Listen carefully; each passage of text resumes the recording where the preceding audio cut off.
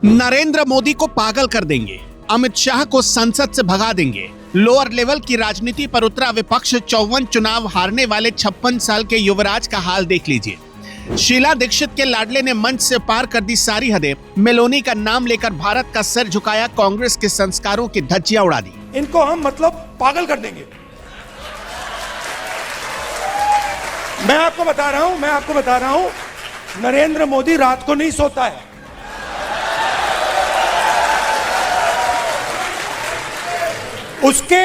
उसके अलग अलग कारण है। उसका एक ऑब्वियस कारण है और उसके बहुत सारे हिडन कारण भी हैं। नरेंद्र मोदी रात भर नहीं सोता है, इनको हम पागल कर देंगे। अमित शाह सो कॉल्ड चाणक्य भाग गया, पार्लियामेंट में नहीं घुस पाया और मैं नरेंद्र मोदी को तो सिर्फ 2 मिनट में लपेट लेता। ये सड़क छाप डायलॉग देश की सबसे पुरानी पार्टी के 56 साल के युवराज के बोल है। विपक्ष के नेता राहुल गांधी की जुबान से ऐसी तू तड़ाक वाली भाषा निकल रही है, लगता है जैसे देश की सियासत नहीं बल्कि किसी गली मोहल्ले की आपसी लड़ाई चल रही हो। आज हम इस वीडियो में पूरे सबूत के साथ पर्दाफाश करेंगे कि कैसे गांधी कुल के चश्मो चिराग देश की राजनीति को रसातल में ले जा रहे हैं। इनको हम पागल कर देंगे। मैं आपको बता रहा हूं, नरेंद्र मोदी रात को नहीं सोता है।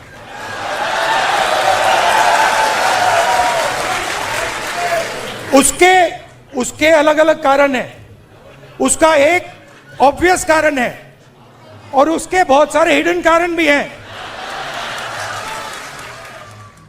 ये सारी बातें कांग्रेस के कार्यक्रम में हो रही थी, जहां राहुल गांधी अचानक विदेश नीति और इंटरनेशनल डिप्लोमेसी के बहुत बड़े मास्टरमाइंड बनकर बैठे थे। इसी दौरान मंच पर एक गजब का ड्रामा शुरू किया गया, जिसने भारत का सिर शर्म से झुका दिया, और वो भी नेता विपक्ष की हरकत से। राहुल गांधी अपनी तथाकथित झप्पी डिप्लोमेसी का लाइव डेमो दे रहे थे। उन्होंने संदीप दीक्षित को अपने पास बुलाया और अचानक गले लगने की जोरदार एक्टिंग शुरू कर दी। तभी संदीप दीक्षित के भीतर छुपा कपिल शर्मा बाहर आ गया और उन्होंने एक भद्दा मजाक कर दिया। उन्होंने भरे मंच से कह दिया कि कहीं आपने मुझे इटली की प्रधानमंत्री मेलोनी समझकर तो नहीं पकड़ा था। Foreign policy. एक चीज पूछ सकता हूँ? मेलोनी समझ के तो नहीं पकड़ा था। वाह, क्या कमाल के एक्टर निकले कांग्रेस के ये संदीप दीक्षित। दिल्ली की पूर्व मुख्यमंत्री और उनकी मां शीला दीक्षित आसमान से ये सब देख रही होंगी तो कलेजा जार जार रोया होगा। वाह बेटे वाह, क्या इसी दिन के लिए पैदा किया था। वो भी सोच रही होंगी कि इस नालायक बेटे ने मेरी सारी कमाई, सारी इज्जत और 7 पुश्तों की साख को मटिया मेट कर डाला। शीला दीक्षित खुद एक कद्दावर महिला और दिग्गज नेता हुआ करती थी, लेकिन अपने ही बेटे को एक मंच से सरेआम किसी महिला पर इतना भद्दा कटाक्ष करते सुन लेना उन्हें भी रोना आ रहा होगा। शायद सोच रही होंगी कि मैंने क्या अद्भुत और संस्कारी प्रतिभा वाले पुत्र को जन्म दे दिया, और मन ही मन शुक्र मना रही होंगी कि अच्छा हुआ कि ये दिन देखने के लिए वो धरती पर मौजूद नहीं है। इटली राहुल गांधी का ननिहाल है और उसी इटली की प्रधानमंत्री जॉर्जिया मेलोनी एक संप्रभु राष्ट्र की चुनी हुई प्रमुख है, और संदीप दीक्षित खुद को एक बहुत पढ़ा लिखा और बुद्धिजीवी नेता मानते हैं। लेकिन ऐसी महंगी पढ़ाई लिखाई और बड़ी बड़ी डिग्रियों का आखिर क्या काम, जब किसी मित्र देश के राष्ट्राध्यक्ष को सरेआम ऐसे सैकड़ों लोगों के बीच हंसी का पात्र ही बनाना पड़े। सोचिए, अगर ये शर्मनाक वीडियो क्लिप कभी मेलोनी तक पहुंच जाए तो भारत और यहाँ के विपक्षी नेताओं के बारे में उनकी क्या इमेज बनेगी। खैर, शायद इसी को शाही और दरबारी परवरिश कहते हैं, क्योंकि पैदा होते ही जिनके मुंह में चांदी का चम्मच हो उन्हें कूटनीति की गरिमा कैसे पता चलेगी। इनके माइंड में घुस गया कि फॉरेन पॉलिसी इज दिस।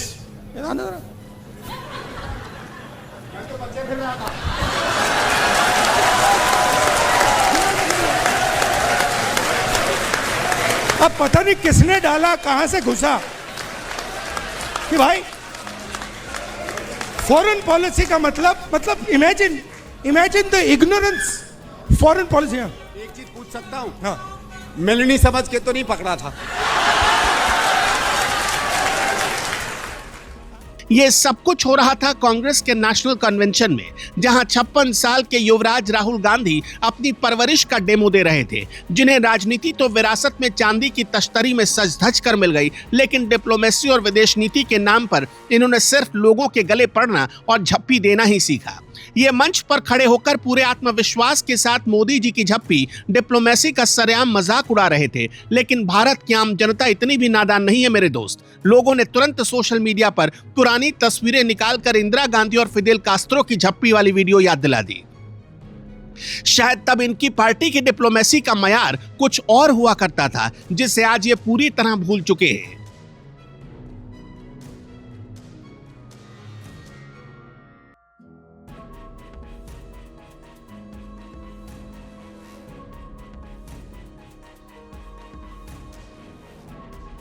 लेकिन अब राहुल गांधी की इन्हीं बचकानी हरकतों का असली नतीजा भी देख लीजिए। इन्हीं हरकतों की बदौलत उन्हें और उनकी पूरी पार्टी को लगातार हार पर हार का कड़वा स्वाद चखना पड़ रहा है।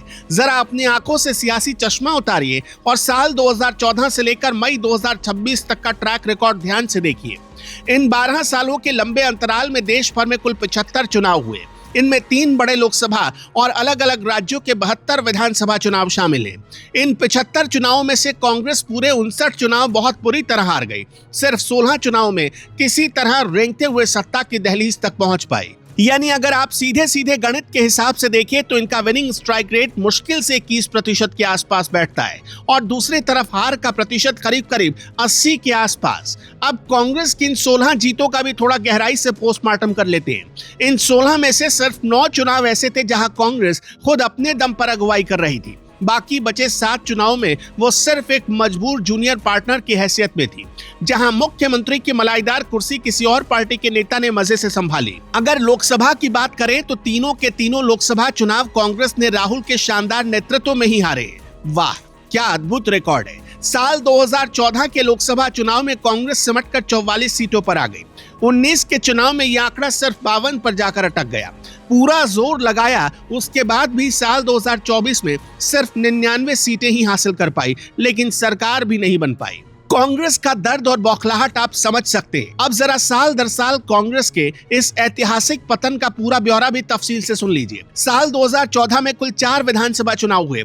महाराष्ट्र, हरियाणा, झारखंड और जम्मू कश्मीर, चारों के चारों राज्यों में कांग्रेस को करारी शिकस्त मिली और लोकसभा मिलाकर 5 में से 5 इनके खाते में हार के तौर पर दर्ज हुई। फिर आया साल 2015, जिसमें दिल्ली में 70 में से 0 सीट का ऐसा शानदार रिकॉर्ड बना जो आज तक कायम है। और बिहार में महागठबंधन की सरकार बनी, जहां कांग्रेस 27 सीटों के साथ चुपचाप पिछलग्गू बनकर रही। साल 2016 में 5 चुनाव हुए, जिनमें असम और पश्चिम बंगाल से लेकर केरल और तमिलनाडु जैसे बड़े राज्यों के चुनाव थे, लेकिन सब चुनाव हार गई। सिर्फ छोटे से पुडुचेरी में कांग्रेस किसी तरह अपनी सरकार बनाने में कामयाब रही। साल 2017 में 7 चुनाव हुए, जिनमें पंजाब तो जीत लिया, लेकिन बाकी के 6 राज्य हार गए। यूपी में 7 सीटें आई और गुजरात में 77, लेकिन फिर भी सत्ता के सुख से दूर रहे।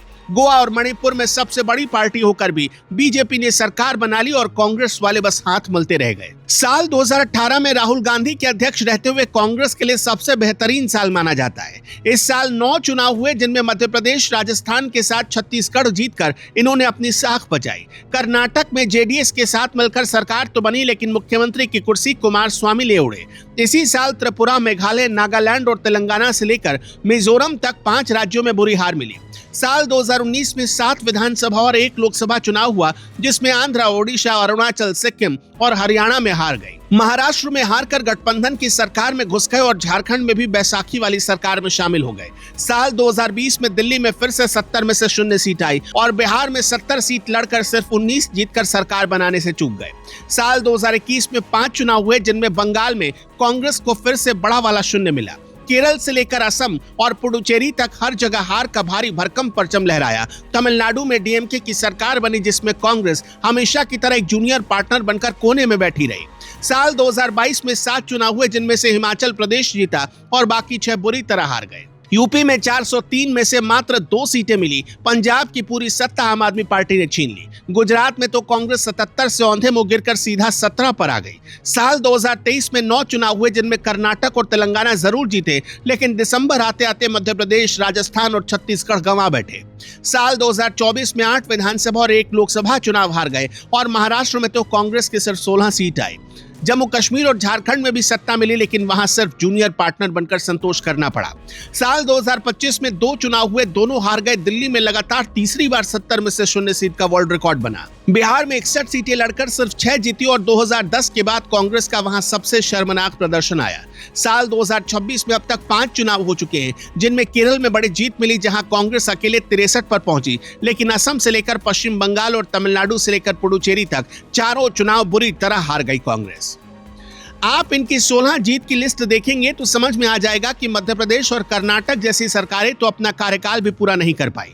अब इन अनगिनत हारों से बुरी तरह बौखलाए राहुल गांधी का असली मकसद भी गौर से सुन लीजिए। ये विदेशी कूटनीति समझाते समझाते अचानक अपनी पुरानी भड़ास निकालने पर उतर आते हैं। ये राहुल गांधी की ही लाइन है कि जिस दिन तक नरेंद्र मोदी इस्तीफा नहीं देगा, अमित शाह नहीं हटेगा। उन्होंने कहा कि मोदी और अमित शाह रात को चैन से सो नहीं पाएंगे। राहुल की अगली लाइन तो और भी गजब है, हम उनको जगा कर रखेंगे पूरी रात जब तक वो दोनों कोलैप्स ना हो जाएं।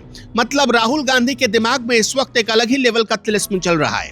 उन्हें लगता है कि वो देश के चुने हुए प्रधानमंत्री को अपनी हरकतों से कोलैप्स कर देंगे। साल 2024 में आम चुनाव हुए और मोदी के पास 2029 तक सरकार चलाने का पक्का और मजबूत जनादेश है। अब 240 सीट का रोना मत रोइए, क्योंकि चुनाव पूरे 543 सीट पर हुए थे। मोदी की पार्टी एनडीए पार्टनर्स के साथ मिलकर 543 सीटों पर लड़ी और 293 सीटें शानदार तरीके से जीती।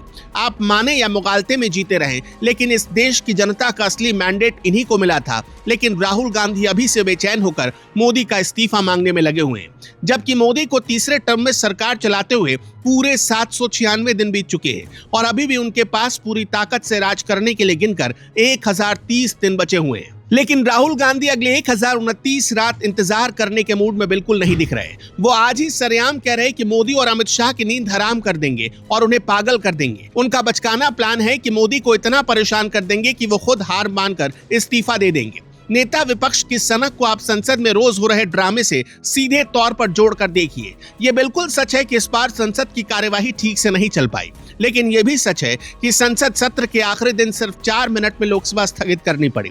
अब राहुल गांधी की ये कोलैप्स वाली बात सुनकर आप इसके पीछे का असली खेल आसानी से समझ जाएंगे। संसद नहीं चलने देने के पीछे कांग्रेस का यही इकलौता प्लान है कि खूब हंगामा करो ताकि मोदी परेशान हो जाए। लेकिन राहुल गांधी की रिसर्च टीम ने यहां भी उन्हें पूरी तरह गच्चा दे दिया। सच तो यह है कि प्रधानमंत्री वैसे भी बहुत कम, यानी सिर्फ 4 या 5 घंटे की ही नींद लेते हैं, लेकिन वो नींद बिल्कुल साउंड स्लिप होती है, जिससे राहुल गांधी का कोई भी ड्रामा नहीं उड़ा पाया है। और रही बात अमित शाह की, तो कुछ दिन पहले ही वो पब्लिक डोमेन में अपनी सेहत का राज बता रहे थे। उन्होंने लोगों को समझाया कि अच्छी क्वालिटी की नींद से उन्हें शरीर में बहुत फायदा हुआ। वो एक सख्त रूटीन फॉलो कर रहे हैं, जिससे उनकी सेहत बेहतर हुई है और डायबिटीज भी एकदम कंट्रोल में है। मतलब राहुल गांधी जिन्हें जगाने और पागल करने के ख्वाब देख रहे हैं, वो मजे से अपना काम कर रहे हैं। अब ये राजनीतिक लड़ाई पूरी तरह से पर्सनल हो चुकी है, जिसमें सारी मर्यादाएं टूट रही हैं।